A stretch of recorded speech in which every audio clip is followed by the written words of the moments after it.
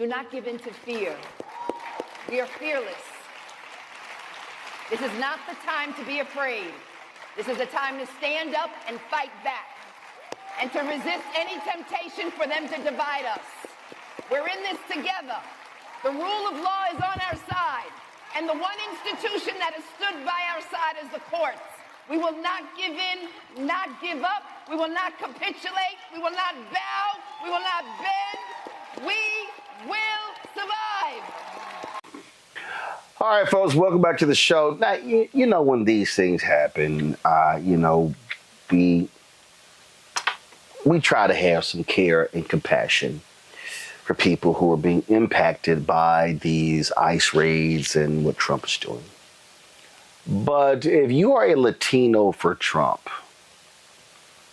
I literally don't care what happens to you. I'm just going to go ahead and say it. Sorry. But remember the viral video and brother was like, it's above me now. That's really the position that I'm taking.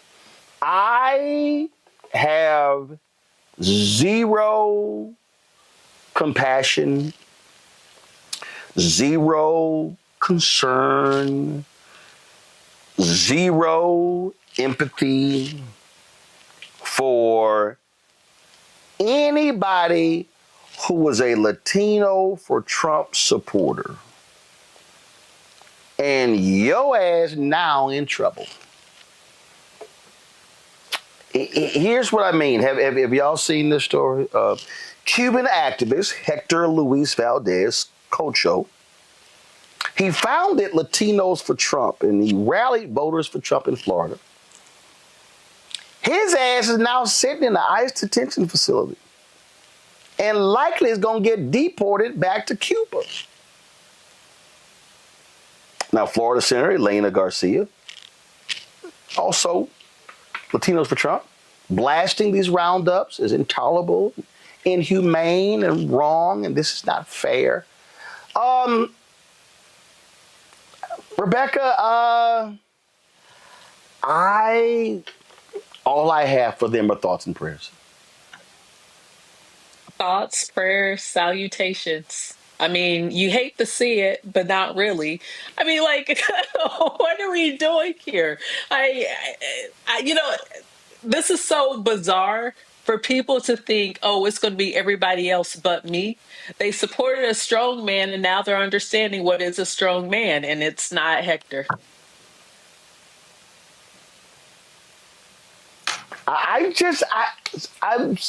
Joe, I can't. I mean, I'm trying right now be Christ-like. Oh, Jesus was petty. But I'm not. It's not like Jesus wasn't petty. Didn't Jesus turn some behind at the church?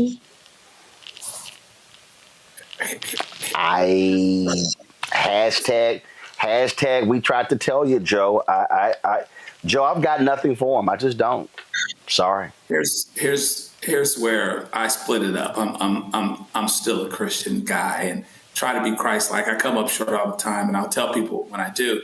And that being said, do I have some compassion for the families of people, the families that are connected to stupid people that make stupid decisions?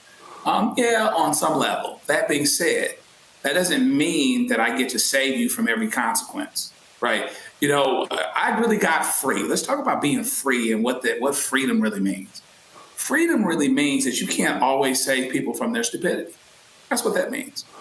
So listen, I'm gonna try to help.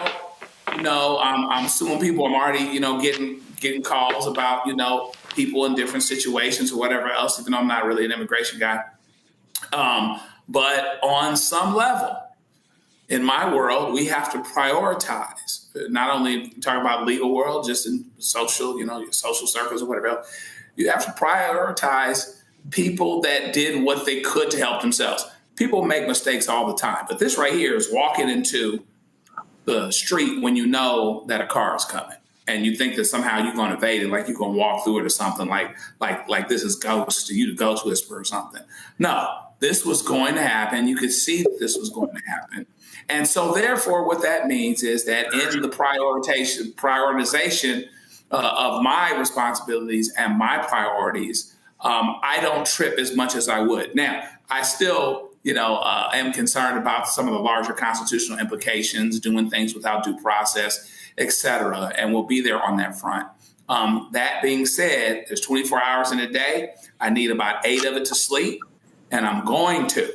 And I'm not as sympathetic as I could be for those that saw something coming or knew or should have known, as we say in the law, and still voted for him anyway. And hey, that's where I need help. Pray for me.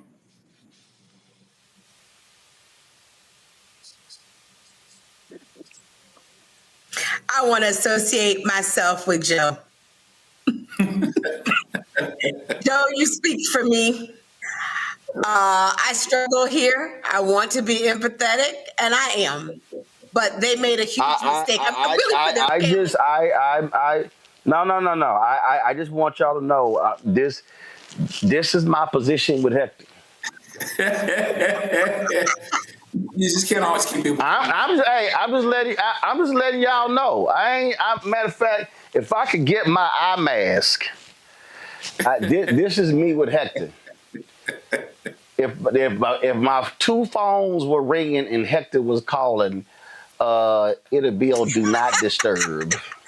Right. Go ahead, Joey. I'm sorry. Go ahead. I just don't. Right. Go on. It's not just Hector. There's some Haitians in Florida who made a bad choice as well, and we see what's happening to them. There are some people who felt like we're different from African Americans, and whatever, and they went a different way. Everybody effed around, and they're going to find out. And while I certainly am going to help where I can, I'm going to start with, African Americans first. With, I just have to, because resources are limited. And like Joe, like Rebecca, I gotta focus where my energies are both respected and welcomed, and deserved. But anything that might spill out to the rest of us, we have to prioritize that. So to the extent that's true, absolutely. And let me just say to all protesters, no matter where you are, and I know this is controversial, but your goal is to convince Americans to be with you. Fly the American flag at your protests. Don't fly the Mexican flag. Make sure that you are, unfortunately, you're going to have to look at what we did. Oh, hell no. Damn that, Joy. No, hell no, Joy. If them punk asses flew the Confederate flag and the Trump flag on January 6th, hell, fly your Mexican flag. Fly your Venezuelan flag. Fly your Costa Rican flag. Damn them. No, I have no interest in appeasing these punk asses. If you are Haitian, fly your Haitian flag. If you are from Bermuda, fly your Bermudan flag. If you are from Sudan, if you are from Chad, if you are from the Congo, if you are from Sierra Leone, you from any of these countries, fly your flag. Because guess what? Them goddamn Irish folks fly their flag. We don't say shit on St. Patrick's Day. No, hell no. I'm not appeasing these racists. I ain't appeasing these damn racists. I don't care. I ain't appeasing. Listen, they don't even like the Puerto Rican. They don't even like. See, no. See, y'all talking about optics. They don't give a damn. Let me tell you something. Let me tell you something. Every protester could be dripped in American hat, shirt, T-shirt, underwear, socks, shoes, jeans, and they will still deport their ass. That don't mean a damn. Listen, these fools are sending back No, you ain't. No, let me tell you something right now. You can't convince them. See, Joy, that's what I'm trying to get you.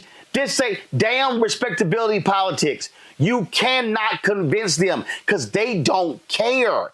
They are sending back Afghans who helped us win in Afghanistan. They are sending, they don't care. That's what we got to understand. Donald Trump and MAGA doesn't care. They don't care. Trump and MAGA. You're not trying to convince Trump and MAGA. No. You're trying to make okay, well, who are you trying to convince? They are. You're trying to convince. They already monsters. Of Americans who they rated support these. Joy, they rated an elementary school graduation. They rated an elementary school graduation. That's what they are. They already monsters. They are, but we want Americans, some of whom are Democrats, some of whom are moderates, who don't support much of the way that these are being carried out, but who support the sentiment. They believe that if you are here illegally, you should not be here. I was just in a studio on Monday, and someone was telling me this, who supports our cause, who supports immigrants, but who feels like they shouldn't be here. Guys, this is a real sentiment. We got to stop believing that everyone feels the way that we do. They don't. No. Let me be real clear. I understand sentiment. I understand sentiment. I'm real clear where, listen, I got a whole book on this. It's called White Fear. I understand sentiment. Okay? So this ain't got a damn thing to do with the sentiment. What I'm trying to explain to you is, I don't care what, if every single person in Los Angeles, Chicago, Detroit, Houston, Philadelphia, where protests are taking place, if every single one of them was waving an American flag, if they were sitting singing God Bless America and America the Beautiful and the Star Spangled Banner, do you know what the MAGA Republicans gonna say? Send their asses back. You're right. I'm not talking. That's what they're gonna say. I'm not tripping.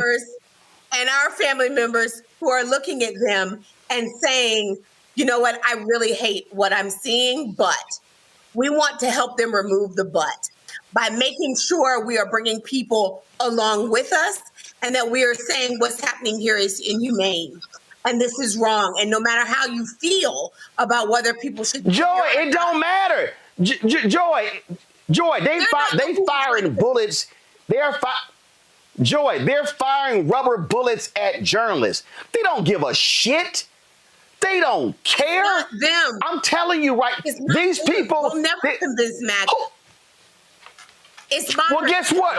Okay, well, hold up. Okay, so what you're saying is moderates are going, you know what? I would be on the same page with you if only they weren't flying those Mexican flags. Hell no, they ain't saying that. No, but I do think what it says is that you want to be here. And so how do we create an image? This is a TV show. We've said that a couple of times. You have got to create a TV show that appeals to the people watching and the audience. And if you don't believe that, then keep doing what you're doing. But I think that they're going to have to. I'm confused. What we did in the rights movement, what we did. Otherwise, you have to be strategic and you have to know your audience. And what we are trying to do. So no. We know the audience. We differently in the midterms. Okay, so I'm confused. Well, this is where I'm confused then, Rebecca, because these same folk go to Mexican restaurants. These same folk love them some salsa when they get chips, salsa, and guacamole when they go to restaurants. These same folk love dancing the salsa music. These same folk love them some Gloria Estefan. They love, the point I'm making here is there is nothing that you can do. You cannot put a suit on, put a tie on. You can't be quiet. You can't be, It doesn't matter. Where we are right now, these white folks are saying, we want all y'all gone. I have played that clip from the Under Shepherd. When the Matt Damon character says, when Joe Pesci said, we Italians got this, the Jews got this, the black folks, he didn't say black, he said the N-word, they got this, the Irish got the homeland. He said, what do you people have? And Matt Damon said, we got the United States of America. The rest of you are just visiting. That's just so you there's nothing you can't do. Go ahead. So I'm listening to Joy's argument, and yes, Joy, I saw those talking points too. So tonight I'm in Montgomery, Alabama. I'm not too far, it's less than an hour away where the Pettus Bridge is. If John Lewis had the flag draped around him, rather than his church clothes and his church hard bottom shoes going across that bridge, the outcome would have been the same. The dog still would have been sick. Like, would have got his ass whooped. Would have got his ass whooped and would have wiped the blood in the American flag. But one thing that was interesting is that when we saw the fights and we saw Bull O'Connor sick the dogs across Alabama, one thing that we noticed is that when it played on the nightly news, it was an effort to appeal to those white folks in the North. So they really understood that this is America. This is what's happening in America.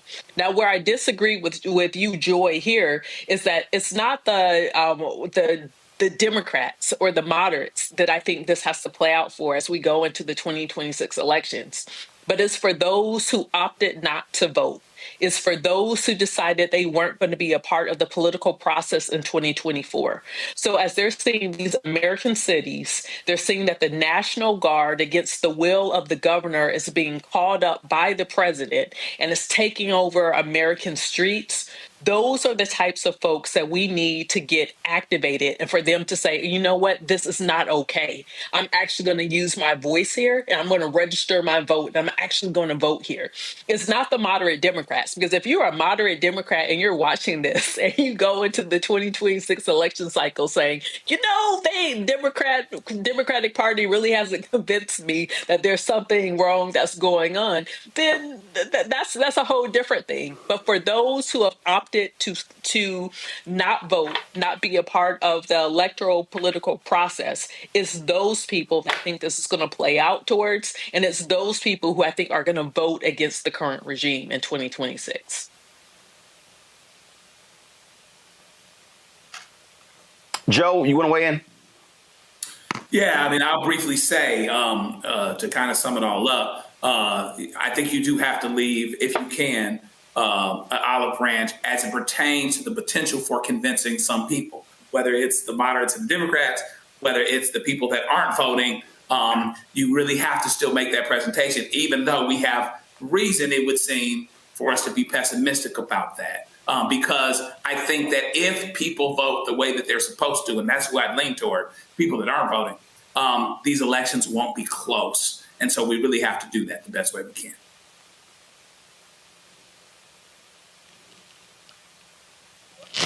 Joy, so here's the thing for me. It's a whole bunch of these Latinos down in South Texas along the border flying their Mexican flags, but they standing with Trump. So again, and I've seen the arguments. Look at them. How dare they fly their flags? The reason I take the issue with this because in this country, that's literally how white folks have been. You don't like it, go back to where you came from. Well, for us, that was the United States. That's how they operate. But them same white folks don't never take their ass back to Germany or Europe.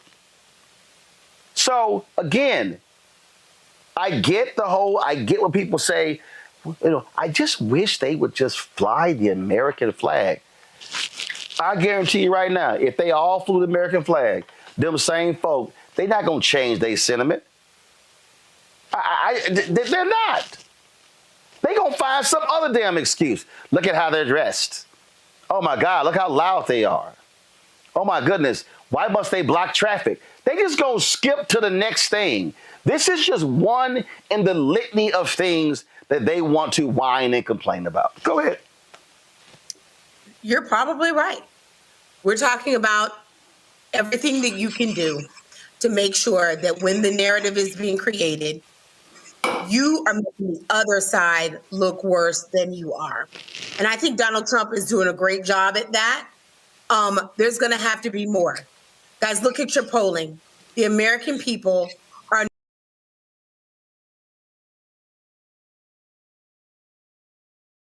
Dive into the magical world of Edwina's Bedtime Adventures by Ariel Williams. Join Edwina, the little hippo with a big imagination, as she drifts off to sleep and embarks on whimsical bedtime journeys. Whether she's saving the day as a brave firefighter, caring for patients as a nurse at Sunny Valley Hospital, or exploring the wonders of the jungle, Edwina's heartwarming tales will capture the imagination of young readers and spark endless bedtime giggles. This is an electronic book. You'll need an EPUB reader or PDF reader to enjoy this whimsical tale. Get your copy today at lulubooks.com or follow the link tree in profile to get your copy and let the adventure begin. Gas Station Diaries by Adam King is a compelling collection of fictional stories drawn from the author's experiences working at a gas station during the tumultuous year of 2020. Set in the unassuming locale of Rainbow Land, the narrative unfolds in a place where time seems to stand still, yet unexpected drama and human encounters abound. This is an electronic book. You must upload an EPUB reader or a PDF reader to enjoy this book. Get your copy today at lulubooks.com and let the story unfold.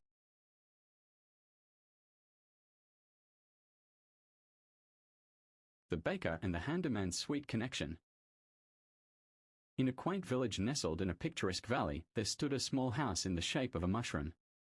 This whimsical home belonged to a young boy named Jamie, barely out of high school, who had a passion for baking.